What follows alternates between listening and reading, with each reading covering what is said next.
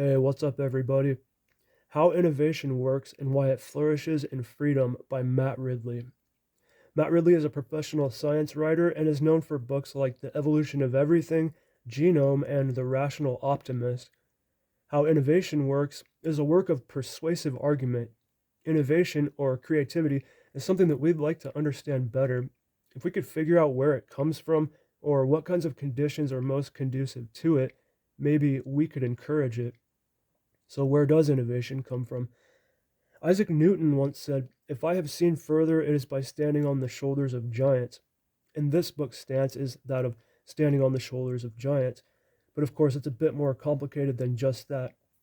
Innovation generally does not work by major game changing eureka moments, but is in fact a series of small incremental improvements that are more or less inevitably fostered into being due to the environmental circumstances. Does that sound familiar? Yes, this book has the sub theme of innovation as a kind of parallel to evolution by natural selection. According to Ridley, innovation works by evolution, not revolution. We see an idea and we try to make improvements to it. Small deviations are tried out and they get passed on if they work and discarded if they don't, just like with natural selection. Ridley builds support for his position by using examples of innovation and invention through history. We begin by discussing early discoveries of manipulating the environment to use energy or heat to produce work. We look at everything from the steam engine to the search engine. Some of the things we see in this book are that innovation is a collaborative activity and that luck and chance are major factors. Also, besides an idea, there must be the proper circumstances that make the idea a proper fit for the time and the place that it's introduced.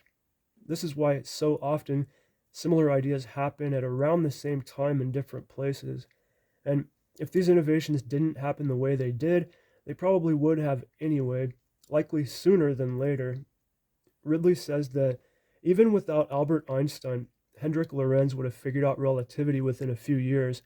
Now, I've never heard of Hendrik Lorentz because, as it happened, Einstein was the one who figured out relativity, but this is a concept that we've seen on this channel before, this idea that some things are just bound to happen as time winds on.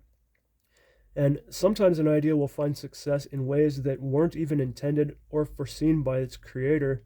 The founders of Instagram were working on a gaming app, and the founders of Twitter were trying to build a platform for hosting podcasts.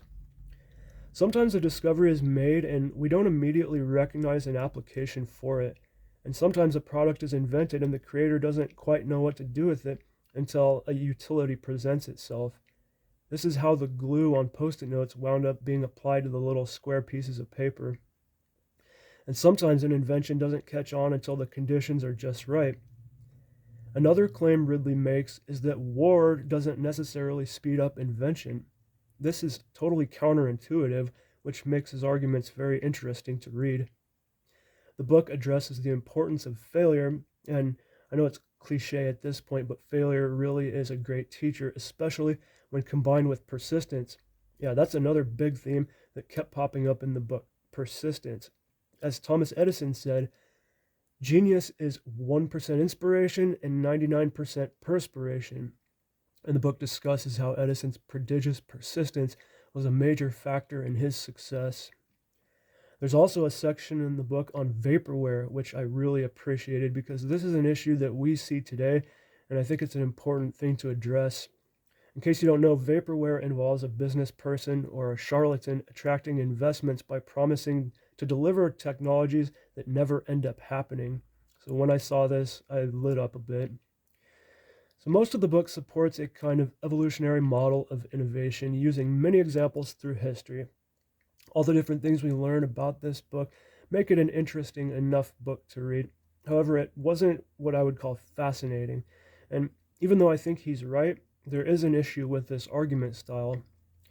If you wanted to play devil's advocate, which I do think is an important thing to do, we could play on Ridley's bias and say that his examples were cherry-picked.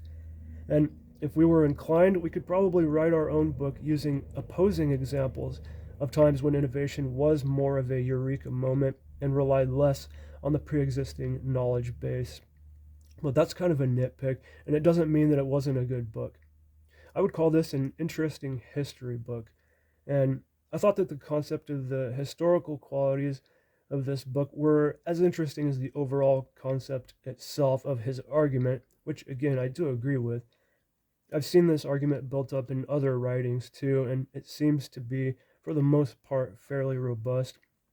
Okay, that's it for this one, guys. Thank you for watching. I hope you enjoyed this video. If you're interested in the history of innovation and invention and how we relate with them, check out How Innovation Works by Matt Ridley.